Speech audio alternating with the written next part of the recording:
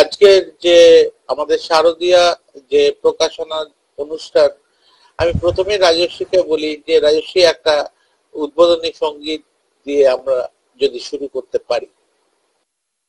শরতে আজ কোন তিথি এলো প্রাণের দ্বারে, আনন্দ গান গানে হৃদয় আনন্দ গান গারে।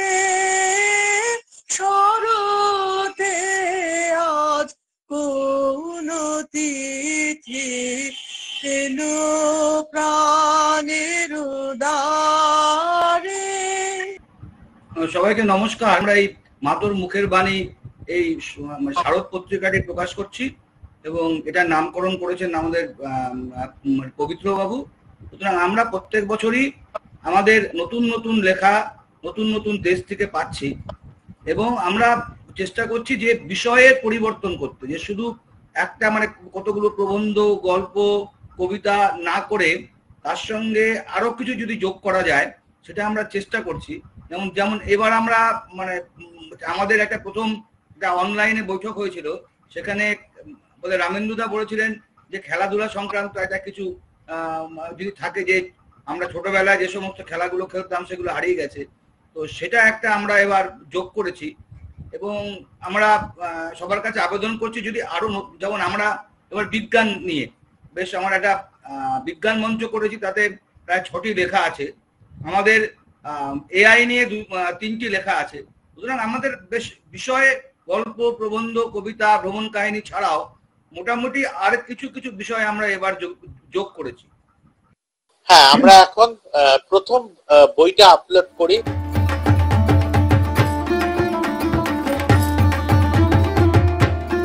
মাতর মুখের বাণী পত্রিকা যে বছরে একবার করে বেরোয় এবং সেটা যেন মানে তথাকথিত ডাম্পিং গ্রাউন্ডের মতন একটা ব্যাপার না হয়ে যায়, যে যার অন্য জায়গাতে লেখার জায়গা নেই কিংবা কিছু, সে এখানে যে কোনো লেখা পাঠিয়ে দিচ্ছে এবং দেওয়ার পরে সেই লেখাটা আমাদের এখানকার পত্রিকার মধ্যে ঢুকে যাচ্ছে। এই ব্যাপারটা যাতে না হয় সেইটা আমি চেয়েছি এবং সেই কারণেই কিছু কিছু রচনা আমার যেগুলো মনে হয়েছে যে একবার অত্যন্ত প্রায় বালখিল্যের পর্যায়ে চলে গেছে, সেগুলোকে আমি সেরকম ভাবেই বাদ দেওয়ার কথা বলেছি। এবং সেই থেকেই আমার এবারে একটা মানে নতুন একটা পরামর্শ হচ্ছে এই, যেটা আমি আগে থাকতে ঠিক করে গেছি বলবো বলে, যে আমাদের কিছু কিছু লেখা বোধহয় এবার থেকে আমন্ত্রিত হওয়া দরকার আছে। আমার ভাবনার নতুন কথার মধ্যে একটা হচ্ছে যে সামনের বছর থেকে আমরা কিছু লেখা, পবিত্রদা আপনি এই ব্যাপারে আপনার পরামর্শটা দেবেন আমাদের, যে আমরা কিছু লেখা আমন্ত্রিত লেখা হিসেবে নিয়ে আসবো কিনা, বলবো তাদের লিখতে। আর একটা হচ্ছে কিছু কিছু লেখকের ক্ষেত্রে আমরা এরকমও করতে পারি কিনা যে আমরা বিষয় নির্বাচন করে দিলাম যে আপনি এই বিষয়টার উপরে লিখুন। এরকম অনেকে আছে যাদের বিভিন্ন বিষয়ের উপরে লেখার ক্ষমতা আছে, লিখতে পারেনও, অথচ সেরকম ভাবে হয়তো লিখতে পাচ্ছেন না, কিংবা কেউ হয়তো শুধু কবিতাই লিখে যাচ্ছেন, সে হয়তো ভালো গদ্য লিখতে পারে, আমরা তাকে সেরকম ধরনের কথা বলতে পারি। অনেক শুভেচ্ছা সবাইকে। প্রথমেই পুরো আমাদের সম্পাদকীয় যে দল আছেন তাদেরকে অভিনন্দন জানাই। এই কাজটি খুব একটা সহজ নয়, সমস্ত বিশ্ব জুড়ে আমরা নানান জায়গা থেকে এই কাজটি করেছি। 2 নম্বর যেটা বলতে চাই, যে আমার যেটুকু বিশেষ আনন্দের ছিল সেটা হলো এই সুযোগে আমি মূলত কবিতার দিকটা দেখেছি এবং একটু আগে যে কথাটা হলো যে আমন্ত্রিত লেখা, আমি কিন্তু আমন্ত্রিত লেখা এনেছি। আমি প্রথমেই সবাইকে শারদীয় শুভেচ্ছা জানাচ্ছি। আমি রিসেন্টলি প্রায় 2 বছর থেকে একটা বিষয় নিয়ে কাজ করছি, নেতাজি সুভাষ বোসের কন্যা এবং বিভিন্ন পুরনো নথি নিয়ে। তো এই সময় তখন আমি বললাম সম্ভবত তাকে যে আমি এই ধরনের একটা লেখা দিতে চাই। লেখার বিষয় হবে খুঁজে পাওয়া নথি, নেতাজির চিঠি এবং সমুদ্র যাত্রার প্রত্যক্ষদর্শী। আমরা জানি নেতাজির সমুদ্র যাত্রা নিয়ে এই জার্মান থেকে সাবমেরিনে করে যখন মাদাগাস্কার গেছিলেন জার্মানের কিল বন্দর থেকে, তখন উনার সাথে যিনি ছিলেন আমরা আবিদ হোসেনের নাম জানি, তার বিষয়ে বলা হয়েছে। কিন্তু আমি খুঁজতে খুঁজতে পেয়ে যাই একজন জার্মান সাবমেরিন কমান্ডান্টের খবর এবং সেই বিষয়টি আমি লিখেছি। আপনারা লেখাটা পড়বেন, তখন লেখাটা আপনারা মূল্যায়ন করবেন। প্রথমত সবাইকে শারদীয় শুভেচ্ছা এবং পুরো টিমকে আমার ধন্যবাদ যে এত ভালো একটা প্রকাশনী তারা করতে পেরেছে। আশা করি এর পরের সংখ্যাগুলো আরো ভালো হবে। এই সংখ্যাটাও আমার যতদূর লেখকদের নাম দেখতে পাচ্ছি খুবই ভালো একটা সংখ্যা তৈরি হয়েছে। কবি তো বাংলাদেশের কবিতা আমরা জানি যে খুবই উন্নত মানের কবিতা। কলকাতার কবিতা তো আমরা কবিদের তো আমরা চিনি সবাইকে, বাংলাদেশের কবিদের সবাইকে না চিনলেও তাদের মান যে উন্নত সেটা আমরা ভালো করেই জানি। আশা করা যাচ্ছে এটার একটা খুব ভালো রিসেপশন হবে এবং আশা করছি যে এটা যদি নেক্সট টাইম আপনারা আরো একটু আগে বের করেন তাহলে আমাদের যে দিল্লিতে আমরা ছোট্ট একটা বই মেলা করি চিত্তরঞ্জন ভবনে, সেখানে আমরা এটাকে চেষ্টা করব এটার ফিজিক্যাল কপিজ বিক্রি করে এটাকে আরো পপুলারাইজ করতে। ধন্যবাদ। আচ্ছা, যদি সেকশন করা যায় বইতে এন্ড কিছু সাবজেক্ট যদি আমরা চুজ করে নিই তাহলে হবে কি 2-3টে লেখা একটা সাবজেক্টের উপর will give a variety different subjects এর উপর। Subject choice is entirely that of the editorial board, কিভাবে অনেক কিছু হতে পারে, বাট আমি ঠিক জানি না whether it is entirely a literary thing or you can cover other subjects, current affairs, international affairs and things like that. এটা আমার একটা suggestion, whether we can think about it. But otherwise, congratulations and greetings for শারদীয়া শুভেচ্ছা। হ্যাঁ, সবাইকে নমস্কার জানাচ্ছি। আমাদের এই যে পুজো সংখ্যা বেরোয় প্রত্যেক বছর আমি পড়ি খুব মনোযোগ দিয়ে, এবং প্রত্যেক বছরই আমি দেখি যে খুব চিত্তাকর্ষক অনেকগুলি লেখা তার মধ্যে আছে, এবং এই পত্রিকাটাকে যত বেশি বর্ণময় করা যায় ততই ভালো। তো এবার আমার একটা লেখা আপনারা ছাপিয়েছেন, খুবই ভালো। আমার লেখাটার বক্তব্য হচ্ছে আমাদের বয়সী 65 বছর এরকম বয়সী একটি লোক, সে যদি দেশে গিয়ে তার পুরনো বান্ধবীর সাথে দেখা হলে তার কি রিয়াকশন হবে, তার উপরে একটা ছোট্ট সামান্য গল্প। তো সেটা লেখা বেরিয়েছে বলে আমার খুব ভালো লাগছে। Thank you very much. আমি দীপক ভট্টাচার্য, আমি ডেজিগনেটেড সিনিয়র অ্যাডভোকেট, আমাদের তেলেঙ্গানা হাইকোর্ট আর সুপ্রিম কোর্টে প্র্যাকটিস করি। আবার আমাদের এখানকার সব থেকে বড় বেঙ্গল অ্যাসোসিয়েশন হায়দ্রাবাদের বঙ্গীয় সংস্কৃত সংঘের প্রেসিডেন্ট। বাংলা ওয়ার্ডকে সাধুবাদ জানাচ্ছি যে এত সুন্দর একটা সংকলন আপনারা নিয়ে এসছেন, অনেক কিছু শেখবার আছে। তো আশা করি ফিউচারে আমাদের হায়দ্রাবাদের যারা কবিতা লেখেন কিংবা আর্টিকেল লেখেন তাদেরকে একটু সুযোগ দেওয়া হোক, এটি আমার একটা আবেদন। এটা একটা বিরাট এনকারেজমেন্ট আমাদের প্রবাসী বাঙালিদের জন্য। প্রথমে আমি অভিনন্দন জানাচ্ছি সম্পাদনা পরিষদ এবং সম্পাদককে এরকম একটা নান্দিক এবং নান্দনিক একটা সংকলন প্রকাশ করার জন্য।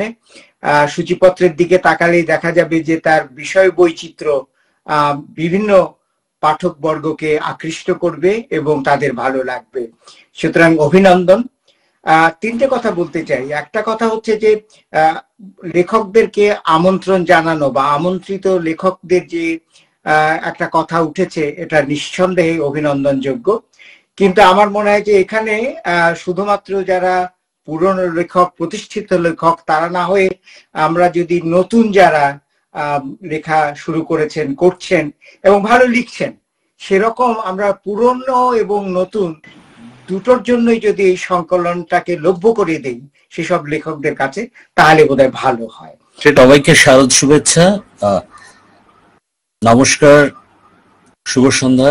আমি এবারের যে মাতার মুখের বাণী যেটি হয়েছে, আমার কাছে মনে হয়েছে সূচিপত্র দেখে বিশেষ করে বহু বিচিত্র বিষয় যুক্ত হয়েছে, সেটি এটার বলবো একটা ভালো দিক।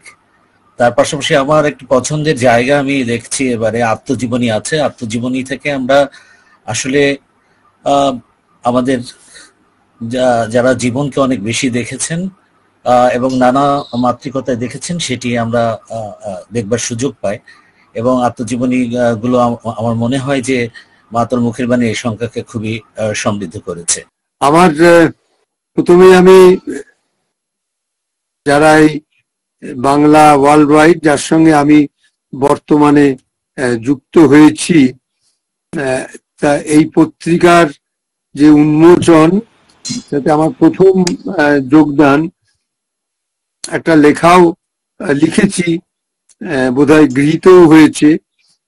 যাই হোক, এরকম পত্রিকা যদি প্রকাশনার ঠিকভাবে করা যায়। যাই হোক, আমারও শুভেচ্ছা রইল।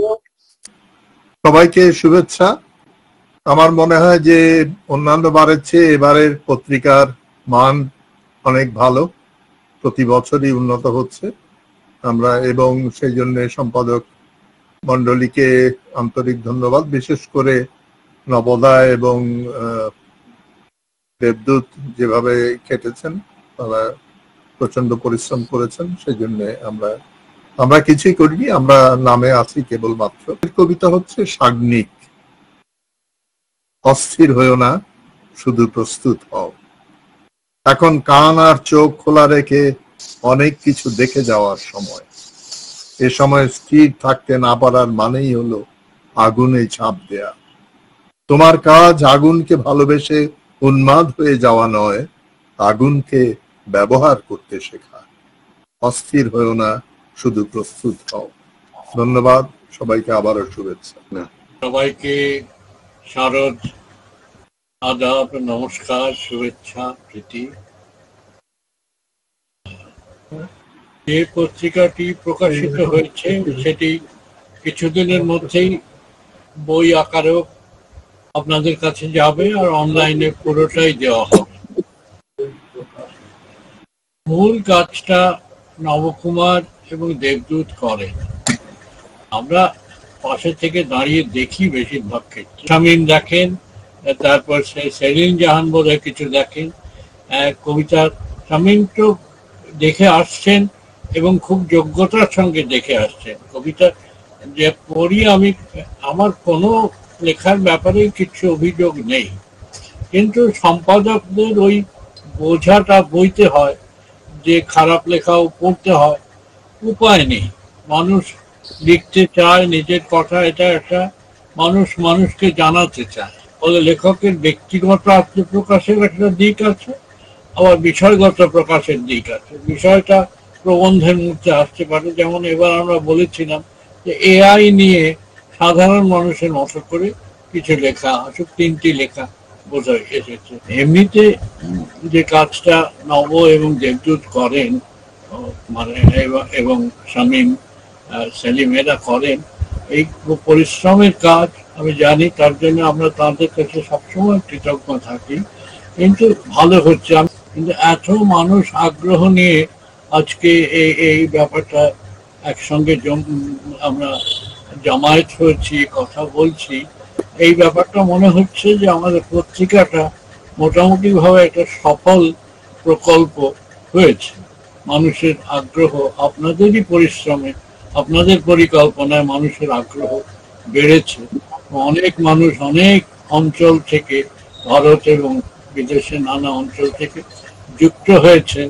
সবাই ভালো থাকুন। শারদোৎসব কোথায় কিরকম হবে জানি না, কিন্তু এটা আপনারা উপভোগ করুন।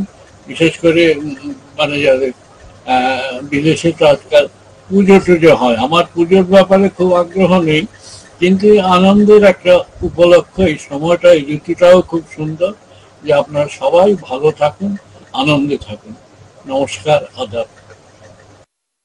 ধন্যবাদ স্যার। আমরা পবিত্রবাবুর বক্তব্যের সঙ্গে সঙ্গে আজকের অনুষ্ঠানটি এখানে শেষ করতে যাচ্ছি। সবাইকে ধন্যবাদ, সবাই ভালো থাকবেন।